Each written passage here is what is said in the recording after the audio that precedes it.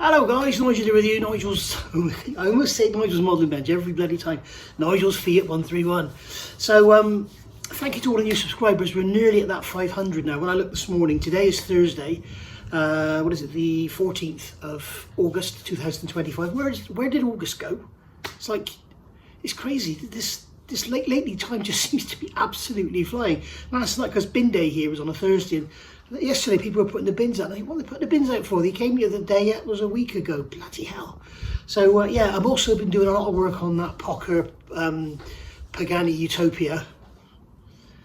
Yeah. And I'm trying to get that done and out of the way so we can get on with some good stuff.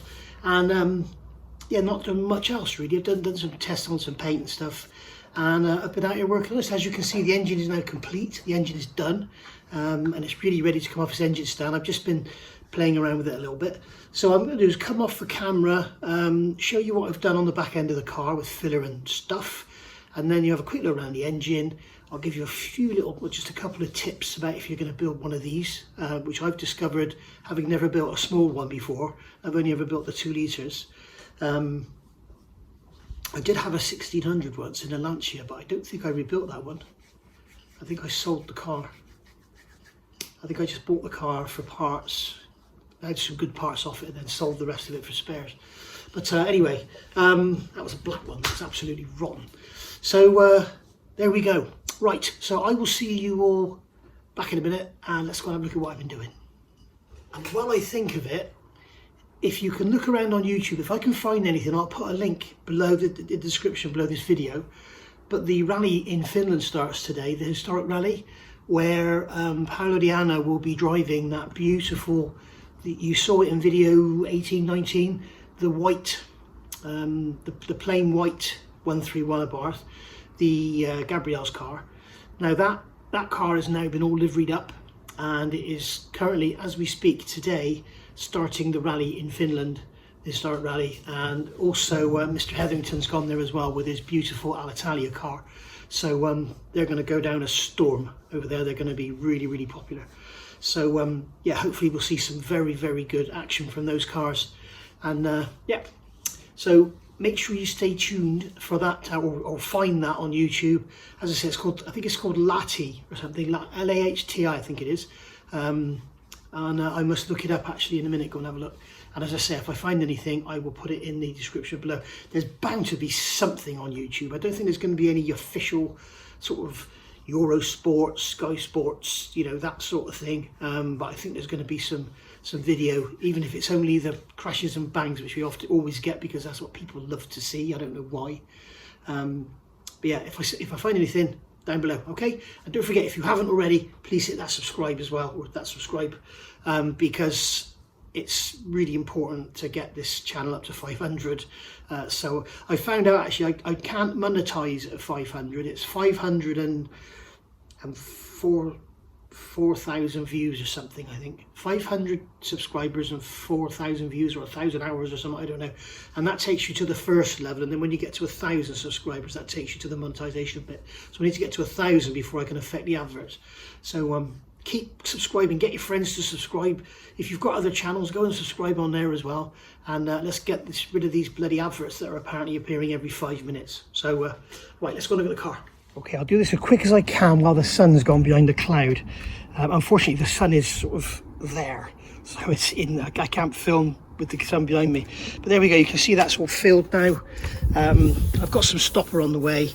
I'm going to have to dent that back in a bit there. When you do this sort of thing, if you get metal come through, it's always best you just dent it back in a bit, because it's very, very difficult to hide it. Because when you sand it, you sand around the filler and it leaves a high spot. But you can see down in here where it was all a mess, remember it was all banged out from inside. I've just gone over that as well, just to flatten out a bit. I'm only going to stick some primer on, I'm not going to do anything else. And as you can see now, the light fits lovely, just like that side. See, so that's all good. So the light's all fitted up. And there we are, we're good to go. So, as I said before, that's the ugliest Fiat 131 rear end ever. Yeah, horrible. So there we go. And now over there, I don't want to show you the registration, there is my GR Yaris. So that's a rally classic, and that's a future classic. and it's a very, very good rally car as well. So there we go. So we can have a look around the Fiat. I've also had a little bit of a go at this door and it's a bit better than it was. It's not so bad now. You've seen the registration there, didn't you? It's not so bad now, but there we go. So I've got the remember I said about these top mounts? Here they are. There's one. This one came off. Okay, no, this one is the one that came apart. As soon as I tried to turn that nut, it just ripped the rubber out. You can see it was practically gone. You can see there that there's hardly anything was left in there. So I'm gonna have to get a new top mount, or what I might do, because it's only for a temporary thing, I might just make a ring of steel and weld that to that, so it's solid in the middle. I might just do that. We shall see, because they're like 50 quid each. So this one's pretty much gone as well, as you can see. Trouble is I won't be able to weld it with the rubber in there, will I? Because it just, I don't want to spend 100 quid just to drive it around for a few weeks. I suppose I could, if anybody's got any second hand, let me know and I'll buy them off you. Or if you've got somebody, you're restoring a car and you want to lend me yours for a few weeks, then I'll give you a couple of quid, pay the postage obviously. But yeah, maybe I should contact Kevin's in Finland, so that's no good. So we shall see. But there we go. So there we are. I'm also a little bit concerned. It's had a little bit of this bumper mount here, I think, has had a little bend on it, because as you can see down in there, you can see that part of the leg there is kinked, but everything else looks good. It's really weird. This all looks straight here, look. Nothing looks bent at all, but it's a little bit bent there. I don't know what's gone on. Here it was bent down. I assumed it was somebody had a spanner against there to undo the, because some people put a big bar on the engine, then turn it over to break the crank nut off. And I wonder if that's what they've done and that's what's caused that. Because there was a big dent down in the top of that. So I've got in there with a bar and just, you can see where it's bent up there. That's me pushing it up. But so I'll deal with it all when it's on a rotisserie. See what it's like then. There we go. This cross member's got to come out, obviously, because we've got to put the engine on top of that, on the jack, and then lift it in. And the other thing I've got to do is slide the trolley thing, that thing there, which has got the gearbox and my new jerry can on it. Got to slide it under and mark on here where the cross member comes, because obviously if I put it too far back, this will slam into the front of the car before I get the engine back far enough. I can always unbolt this and take it off, but it's easier to have it on there. What I'll do is just strap the engine down and then hang the gearbox off the back of it. So hopefully it'll all be good. But the engine, as you can see here, the mounts are right back here. So we've got a good 18 inches of engine there, a good, well, 14 inches of engine in front. So even if the cross member's back here, the front of the engine will still be right up. So it's going to be okay. So here we are with the engine. As you can see, I've rebuilt the alternator. I got it off to clean it, and it was quite rough when it was spinning. So I rebuilt the alternator and put new bearings in it. It's actually a Bosch. It's the original alternator. It's got a this was cast in 1981, and that was cast in 1979. So as you can see, I've cleaned it up and painted it and everything, cleaned everything up, put new bearings in it. Beautiful thing. No unsoldering to do. You remove these two screws, that's the brush assembly out, and it's just absolutely awesome. It really is nice. I put a big ring spanner on there, you can see some marks to hold that while I undid that nut, and then it all just comes apart. It's a beautiful thing. It's a real proper old-fashioned German loveliness. It really is lovely. So we've got a new water pump. As you know, I pulled that, I pressed that back 2 mil. So we've got a perfectly aligned belt, as you can see, which is good. We've got our engine all timed up. We've got these on here now. As you can see, distributors fitted it. I've timed on number 4. This is number 4 here. So that's all done. Cleaned up all the leads and everything, as you can see. Carburetor's on. Got new fuel, new water lines here for the coolant. I've used fuel hose, but that's absolutely fine. New Jubilee clips, or fuel line clips, should I say, on there. And then here we've got a new fuel line coming from the pump up with new clips on it. The old fuel lines from the car will be good to go, because they're only there's only about 6 inches of rubber on there, and there's the hard plastic tube inside them, so I'm hoping they're going to be okay. But luckily with this engine, there's no fuel pump in the boot or anything, so it's all suction. So if those pipes go, the engine will stop. It won't flood the car or flood the road or whatever. They'll just stop and the fuel will run back into the tank. So that's all good. If you wonder why that tape's on there, that's to tell me that it's not torqued up. Okay, that's what I do. And then here, I haven't fitted this. This is where the oil filter goes and the oil temperature, or the oil pressure sender.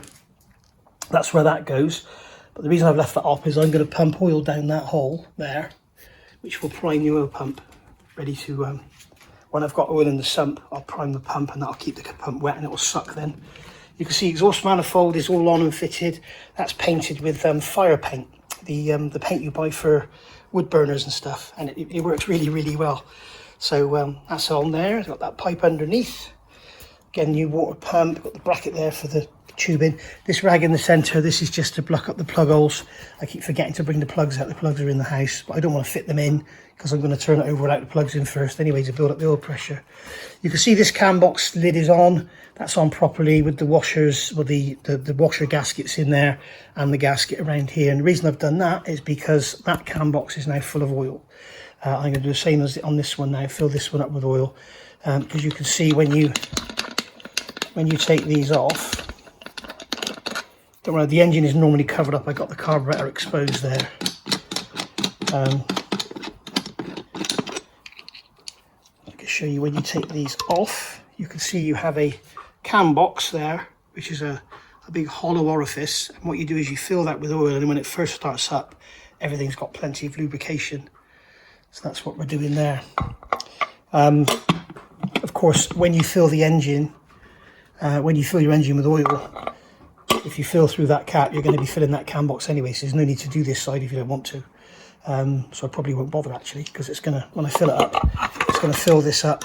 You can see that the engine is on a slight incline rearwards on the engine stand, so the oil level sort of could only come up to here, but you've got these drains on the side as well.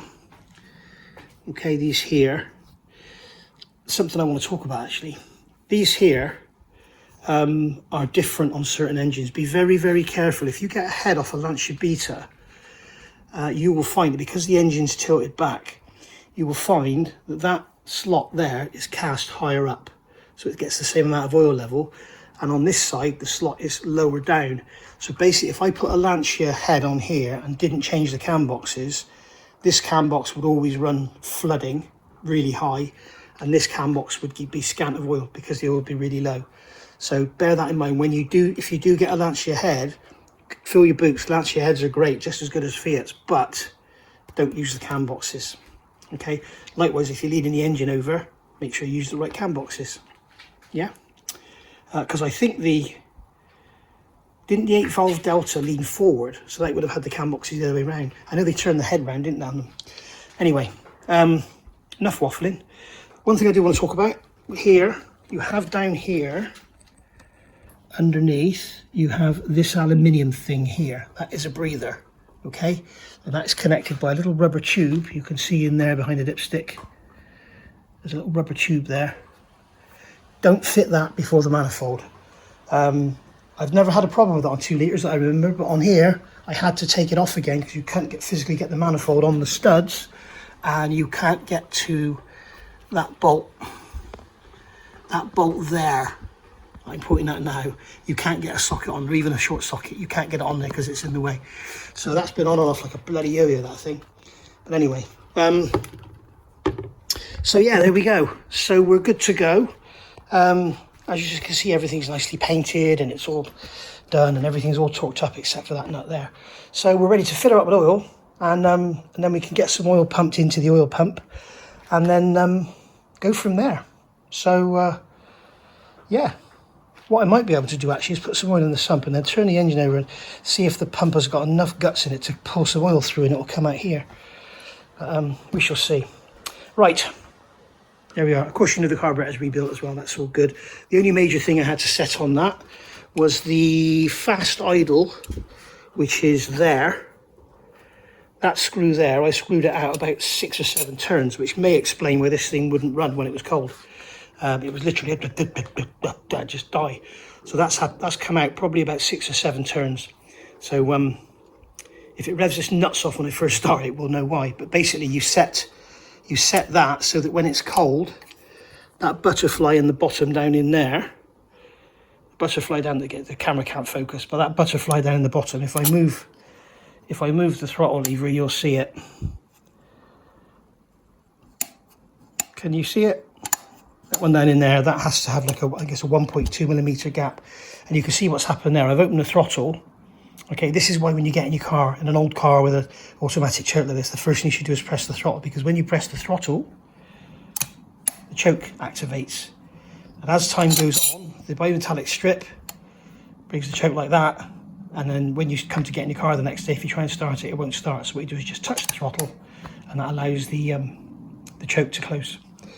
Right, so that's the primary, that's the secondary. It should sound bloody lovely, this thing. And I find it really interesting. If you take something like the Yaris, you know, the wiring loom on there will have about, the engine wiring loom will have about 30 connectors on it. This has got one wire coming from it. One wire. It's amazing, isn't it? So there we go. Right, let's get some more with it and see what's happening next. So guys, scrub what I said about filling the oil. When you actually fill the oil through the oil cap, you can see it fills the front of the cam box and the remainder spills over into there. But we can see here, the back is dry. So you also need to fill the back of the cam box. So bear that in mind. Okay, so this little oil bottle, this little funnel, and this bottle of oil have helped me prime the oil pump. So you can see now down in there, you can see there's oil in there. And if I turn the engine over, I got that adapter, by the way. So I've now got a 1/2 inch to 3/4 adapter. So if I just turn the engine over briefly, hang on, get that wire out of the way. I just turn the engine over if I can. I'm trying to hold the socket on the pulley as well, as because it's got this adapter on, there's a lot of leverage. But, oh, come on, turn. There you go, you can see the oil coming up, or not, as the case may be. So there we go. But basically that's the oil pump prime now. Anyway, I know what you're thinking, that's just going to drain through there into the sump. It will drain down just as it would if the car was stood for a long time. Once it's got oil in it, it's then got a vacuum, it's got to pull the oil to allow it to drain back down. So it won't drain down as readily after the car's been run. But basically what we've done here is we've filled the oil pump up with oil, and the oil has got to now run through those gears and then down and back into the sump when there's already a head of oil there for it to run into.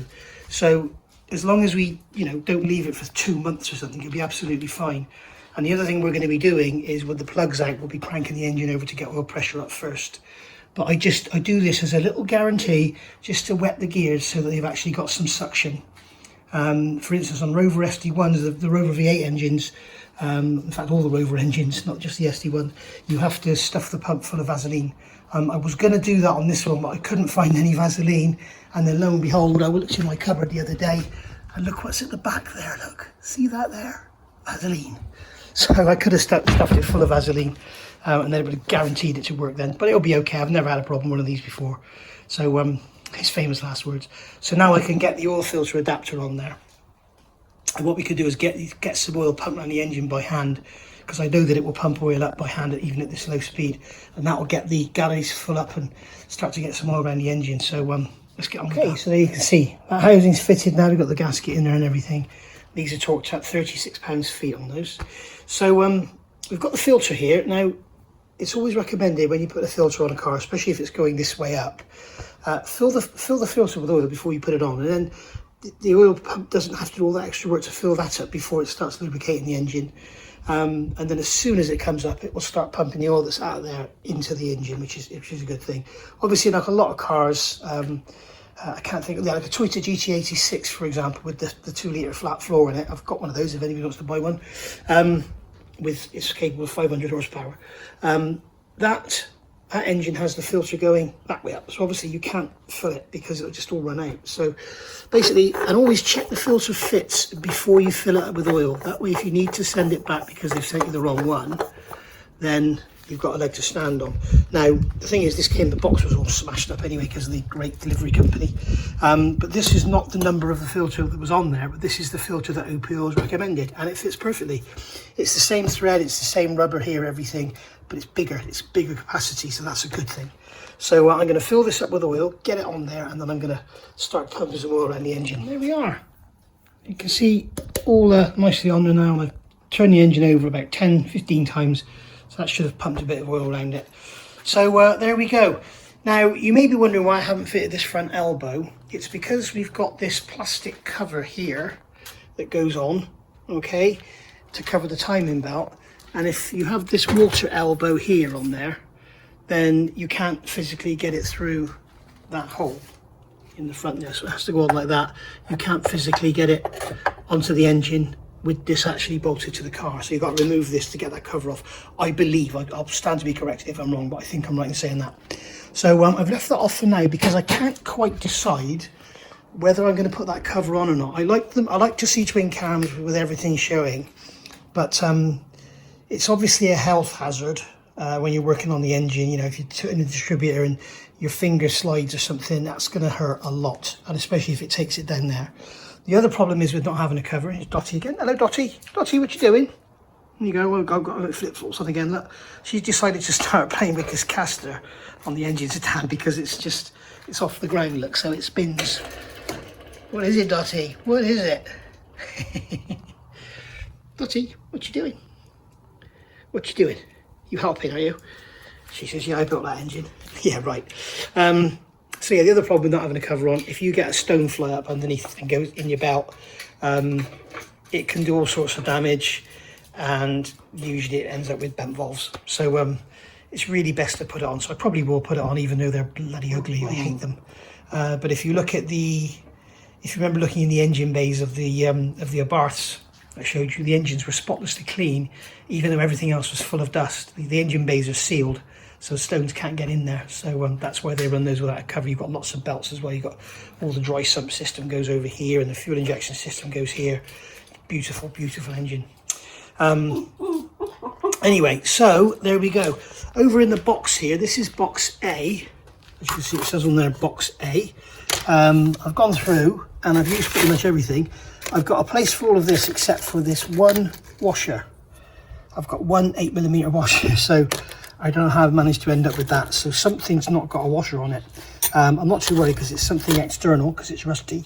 So there we go. But I know that, you know, if I go through box A, everything here I can account for, so I don't know what's going on. So there we go. What else have we got? Oh, I know what it might come from. That might be off of where the downpipe bolts onto the gearbox. Maybe it might be that. It's got downpipe 4, 2 locking washers. Yeah, I forgot to written down the downpipe actually bolts to the gearbox, so it may be that. So there we go. So we've got this plate here and the 6 bolts for the flywheel. We've got the bolts here for, what was that? That's for the timing cover. There for the timing cover. There, those 2 there are for the elbow on the front, which I just showed you. They're for the bottom clutch protector plate. And these here are for the engine mounts. So there we go. And then we've got some gaskets left over because the Recambio gasket set is absolutely brilliant. That's for that water elbow, which I'm going to use. Now these are all gaskets for different sizes of distributor, which is good. There's a rubber O-ring there, not quite sure what that's for, but obviously an engine uses it. And then you've got this alternative, that's where the oil filter plate goes, and then you've got alternative for the fuel pump. So really, really good gasket set that covers all angles. So really, really pleased with that one. Thoroughly recommend it. Thoroughly recommend Recambio. I must get a sticker off them or something so that I can shout them out. But there we go then, guys. The engine is complete. I've got some oil in it. Obviously, as you can see, the engine is leaning back. Okay, so I haven't filled it like so that it's level on the dipstick, but we have got some oil on the dipstick. It's sort of just on the minimum. So when it leans forward, it'll probably come about right. They say in the manual it takes 4 litres, but I don't trust anything that manual says, so I've just put about 3.5 in there, plus the oil filter as well. So there we go, it is done. She is built. So there we go, she can go into that car and be happy ever after. And I just hope I've done everything right. So I haven't made silly mistakes in the past. Well, I did do once, but hopefully this has all gone well. So there we go. And if you remember, that's the word we're going to be looking at when we first started up, because that there, come on camera, focus. That there, where am I pointing? See this here where the head gasket is? That's where it was leaking oil before. And if it leaks oil from there again, I'm going to cry. Okay, right, we'll call it a day there. and I'll see you soon. I'm going to now get this off of here, get it onto that trolley. Well, I've got to first of all get the cross member out of the car before I can do that. Before I can do that, I need to get that underneath the car and mark where the cross member comes. And we also need to get the clutch and everything into the gearbox. We need to get the flywheel and clutch on here. So yeah, lots and lots of bits and pieces to do. So I'll keep you all posted. There's a rubber glove there over the car, stopping anything from going down, and a rag over the centre to protect the plug holes. So there we go. What I might do is just get the plugs and put them in finger tight, just to block those holes up properly. But there we are. Very, very nice she is too. She's very pretty as well. I love Fiat twin cams. They are beautiful engines. Lamp ready. They are absolutely beautiful. And they are extremely very tunable as well. Very, very strong, very tough engines. Well, there we go. So I did decide to put this cover on in the end. There we are. So she's all done. And all we got left now on the shelf is, we've got our clutch arm there. We've got that rubber pipe that I replaced because it was all cracked and perished there. We've got a new clutch return spring because it was completely missing on the car. And then there's a thermostat, and that's it. So we've got some shelf space back. Here over on the dirty shelf, and that's the wire wheel I had that alternator body stood up in. And here up here you can see there's the heat duct for the hot pipe, which goes onto the air filter, which I'm not going to have because this isn't going to get driven in the winter. That's just basically to warm up faster at cold starts. We've got a water pipe that I've got to replace, which I've already replaced actually, so I can go in the bin. And then we've got our radiator hoses here. Really struggling to find radiator hoses in this country. It's really struggling. So basically, going to have to reuse these. I just hope they're not going to leak because they've had these horrible, these wire tube lead clips on them, which really screws them up. So hopefully they'll be okay. But yeah, I can't find anything that sort of matches them, unless everybody's using standard images. I don't know, but I can't find a hose that looks like that at all. I've spoken to Kevin. He can supply me a set of new hoses when he supplies my new radiator. So I can't wait that long. So there we are. And then down here we've got the rubber donut. There's that heat pipe that I'm not fitting. There's the rubber donut for the prop shaft. There's the gearbox mount. There's the old water pump. And there's the rebuilt starter motor. So we're good to go. We are really good to go. And that bracket there, in case you're wondering, that thing there is to hold that aluminium pipe there, which I'm not using. So there we go. And there's our indicators there. And then we've got a box of little bits and bobs for the bonnet hinges and stuff like that. So we're good to go. And all those bolts there are still for the Land Rover, believe it or not. Unbelievable, isn't it? All those bolts are still for the Land Rover. So right, we'll get back on that soon. Right, let's get this engine moved back into the corner of the garage, and then I think we're gonna have to look at getting the car back in so I can get it up in the air and take a look about getting this front end off. Right, see you in I'll see you next time. I'll call it a day now, and I'll see you next time, and have another final look at the little thing here. There she is in all her ugliness with her square headlights. Cheers then, see you later, bye.